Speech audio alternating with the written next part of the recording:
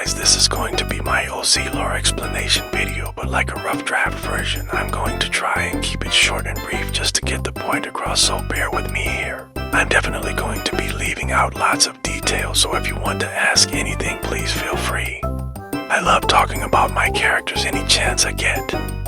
But before I start, this is your warning. The following topics will be discussed or mentioned. If any of this makes you uncomfortable, then my video may not be for you. These topics include drug use, drinking, kidnapping, substance abuse, character death, cannibalism, and religious themes. Let's go.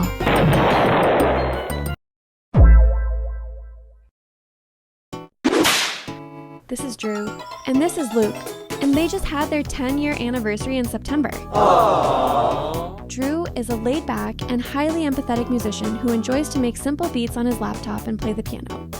He's also smoking way too much weed. On the contrary, Luke is a passionate photographer with a love for gaming on the side. He's a brat, and he's drinking way too much alcohol.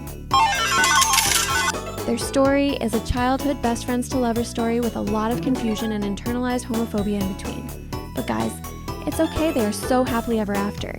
Like I said earlier, I'm not going to get into the nitty-gritty of it. These two are classic, simple, and straightforward, but wait, who's that guy? This is Victor. He's a charming, mysterious, and polite man with a sinister touch. He is a natural caretaker and loves to help others. And he's also Luke's best friend. Oh, and he also has a crush on him. The main thing that bonds Luke and Victor together is having a vague and dark childhood. They both find comfort in each other in being able to relate. While Victor's crush on Luke doesn't get in the way of their friendship, it sure does bring a rather fun dynamic between them. Not to mention the little rivalry between him and Drew. Regardless, you can still say the three of them are friends in the end, and that just about summarizes the canon. Unless... Welcome to the first AU, that's short for alternate universe. This is Luke, and this is Victor, but to keep things less confusing, I call them by their middle names. This story is like a what-if scenario, where Vincent takes his crush on Reuben too far and traps him in his house. Remember what I said earlier about Victor being a natural caretaker? Yeah, it's like that, but on steroids. Vincent's pride and joy comes from being able to tend to Reuben. He truly believes that that is his purpose in life, and he will take extreme measures to ensure that Reuben is safe and wrapped around his finger. Fun fact, Reuben makes his escape on Christmas Day. Merry Christmas, Reuben! Damn, son, where'd you find this? I am so excited, I think I'm gonna explode! This is Eddie, and I love him in a totally normal way. But it's not that deep. I would never get a tattoo of him or anything like that. Eddie is a loud, emotional, erratic, and unpredictable guy with a passion for politics and debate. In his universe, Eddie is overcoming substance abuse by focusing on college and having the support of his boyfriend. Things seem to be going perfectly until one day, his boyfriend dies. Murdered. How could this have happened? Who would do this? Eddie needs answers. In a state of grief and hopelessness, Eddie turns back to drugs. And in the midst of his depression, a hand reaches out to him out of a bright blue light. That hand belongs to none other than Finley, Eddie's doppelganger, if you will. Except they aren't doppelgangers, they are alternate versions of each other with the same DNA. Yet they are nothing alike. Finley is an evil, manipulative mechanical engineer who is hiding from the feds in an underground bunker in the middle of the desert. And with the help of his lab partner, Sebastian, he's hidden himself pretty successfully. Despite having history, Sebastian is just another pawn in Finley's little game. Finley's master project is a portal machine. You know, the same one that he used to pull Eddie out of his world and into his. It's finicky though and needs lots of work. And Eddie here is the perfect lab rat. Finley gets all buddy-buddy with Eddie in order to make it easier to control him. Here's a little secret. In the midst of messing with timelines, Finley accidentally triggers an event where Eddie's lover dies. But shh, Eddie doesn't know this. After some time together, Finley gives Eddie the task to go after a small sheriff who is onto him. What could go wrong? Rhett is a small-town sheriff who sticks his nose a little too deep into Finley's case. He knows a lot more than he should and isn't reporting the story back to his colleagues. With Finley's help, it doesn't take too long for Eddie to track him down, but upon encountering him, Eddie realizes something. Rhett looks scarily familiar, and that's when it clicks. In the same way that Finley is Eddie's parallel, Rhett is his deceased boyfriend's parallel. With this in mind, Eddie can't bring himself to harm Rhett. Instead, he approaches with surrender. Thrown off by Eddie's eerily similar appearance to Finley, Rhett stays attentive to Eddie, but it doesn't take long for him to realize that Eddie is truthful and hurting. The two instantly form a bond, sharing their stories, interests, and lives. Rhett promises to help Eddie and protect him from whatever Finley's plans were, and thus, Rhett invites him to stay at his home. Days turn into weeks, and something's in the air. There's a romance brewing, there's tension on both sides, but Eddie can't bring himself to fully commit. Something feels wrong falling for someone that was, in a way, his partner in another world. It's like a second chance, but also a traumatic reminder. Rhett and Eddie are forced to push their feelings aside to discuss their approach to Finley. What was the next move? But what I do know is that this plan ends with a battle where Finley and Eddie practically fight to the death. In this fight, Finley's arm gets caught in one of his machines and gets torn off. In the heat of the moment, before Eddie could finish him off, Finley uses his dear portal machine to escape. And just like that, Finley's gone. Or is he? Nobody truly knows. Also, in case you're wondering about these two, yes, it's Finley and Eddie as teams. And when I draw them together, it's not canon, it's just for fun, okay, thanks.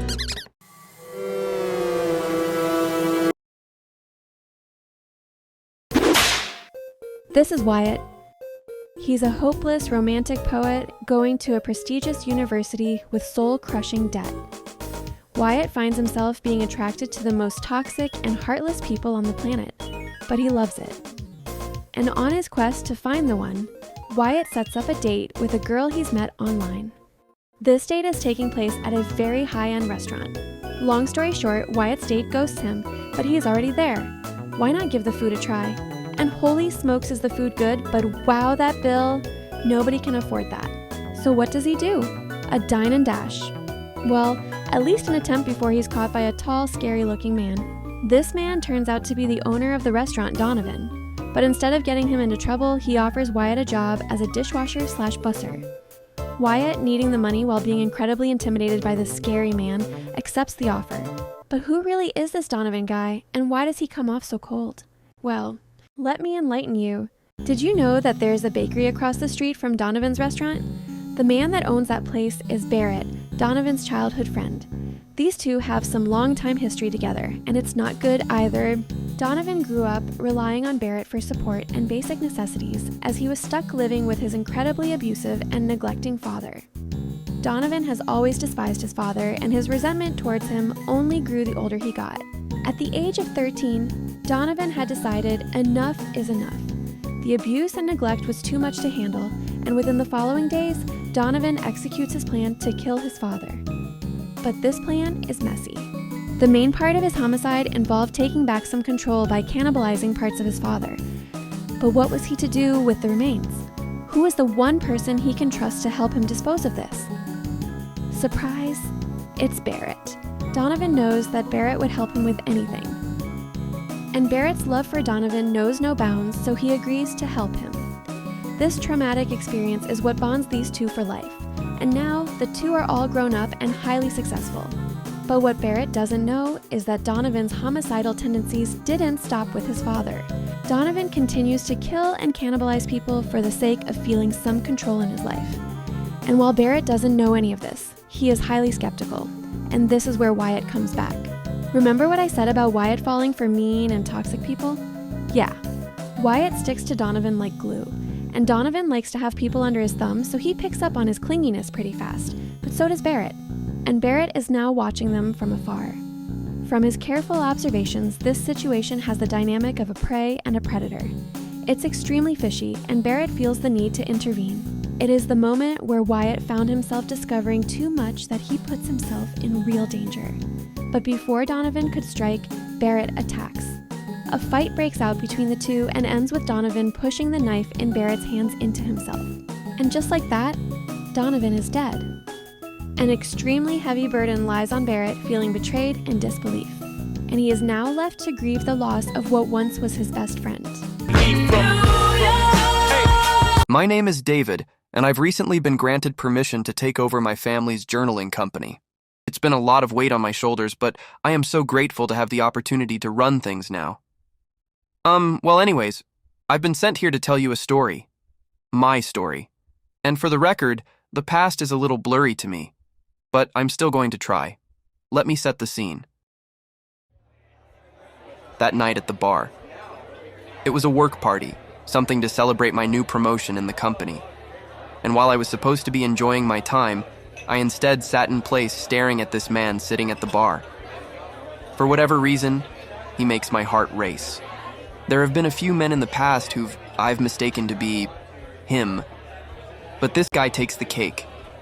With his slumped posture and his frail figure, I can't help but stare and wonder. I have to hold myself back from striking up a conversation, as he doesn't even seem interested in the man sitting next to him, trying to get his attention. Besides, if it really is him, I don't think he'd want to see me anyway. Not after what I did to him. I practically ruined his life. Before I could spiral, the sound of shattering glass fills the room. A crowd begins to build near the man. I wonder if he's involved. I didn't have a second thought before standing up and walking towards the commotion. It sounds like a fight brewing. It's not sounding good and nobody seems to be de-escalating the situation. Maybe I should intervene. I take a deep breath before marching forward with full force, pushing my way through the ocean of people.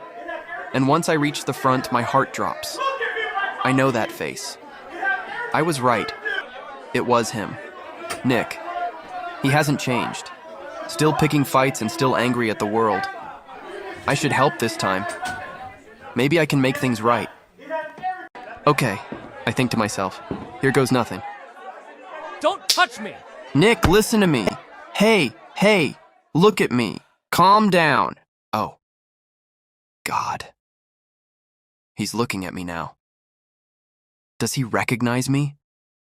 Shit, I shouldn't be putting my hands on him like this. His eyes are scanning me from head to toe. He looks offended, disgusted at my presence. I don't think he knows. But then I watch the pieces click together in real time through his expression. His eyes widened and he parts his lips as if he's going to say something, but nothing comes out. Then he scoffs, shoving me away and storming off towards the exit. And I just stand there, bewildered. I look down at the glass crunching beneath my feet. I feel a bit sad that there wasn't more. No, I'm not letting it end here. I need to go after him.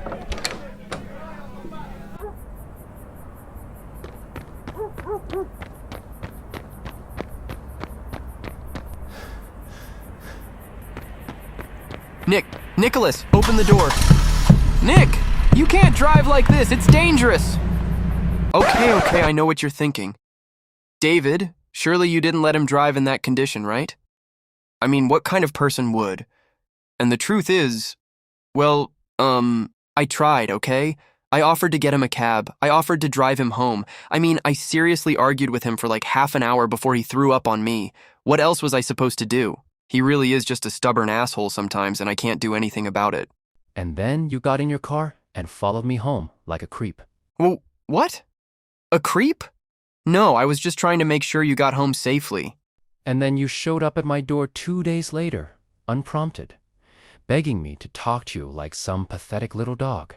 Then you said, "Oh, Nick, I'm so sorry for everything I've done in the past. Please forgive me." Then you offered me a job, clearly favorited me in the workplace, which totally didn't cause issues, by the way. Yeah, okay, they don't need to know every little detail. Or what about the time you asked me out to dinner, and you confessed your undying love for me? Then you took me to your house afterwards, and you said, "Oh, Nick, please let me kiss you. I want you so bad." Whoa, All wait. night, I've had to hold myself back from just pushing pause. you against the wall. You're taking and this having too my way with you. far. God, Nick, please, seriously. Nick, I need you. Stop. This story follows Gabriel, a young priest living in the late Victorian/Romantic era. Gabriel is a staple in his community, generously helping those in need by providing food, shelter, or even a caring, listening ear. He lives through God, following his empathetic nature by doing what he believes is best for the people around him. But one of his churchgoers begs a question to him that drives him to reconsider his actions. Can there be morality without God? Is it relative or absolute? These heavy loaded questions bring Gabriel down a path of self-doubt and moral conflict. This churchgoer, however, is no ordinary person, and really not much of a person at all. His name is Levi, a vampire and a former follower of the Word of God. His need to hunt and kill to feed contradicts everything that Gabriel believes in. Gabriel's discussions with Levi get heavier by the day. This internal conflict causes Gabe to completely shut himself out from his community. He mopes and prays hopelessly in complete isolation, or so he thinks, as Levi is watching him spiral from afar. It's amusing for Levi, watching the gears in Gabriel's head start to turn the other way, but his words come from a place of genuine belief. Levi takes advantage of Gabriel's trusting nature, slowly remolding his morals to ones that align with his own. At one point, Gabriel begins to perceive Levi as the devil on his shoulders. He alone reflects the sins crawling on his back. However, there is someone else pulling on his strings. Roman, Gabriel's childhood best friend and one of the few people he has a close relationship with. Roman is patient and caring, much of which he has learned from Gabriel. Roman believes in the blessings through Gabe's empathy. He strongly encourages Gabe to never change, as he brings so much good to the world. But what Gabriel doesn't know is that Roman has got a few hidden secrets of his own. Can you guess what it is? Well, if you guessed werewolf, you're correct. Levi and Roman fall on opposite sides of the spectrum, both physically and mentally. They practically are tearing Gabriel apart, with neither of them backing down. This story doesn't really have a set ending and acts as more of a concept, if anything. It's a story that I want others to think of almost philosophically. Gabriel, Levi, and Roman are characters that can be seen as doing the right thing, but differs from person to person.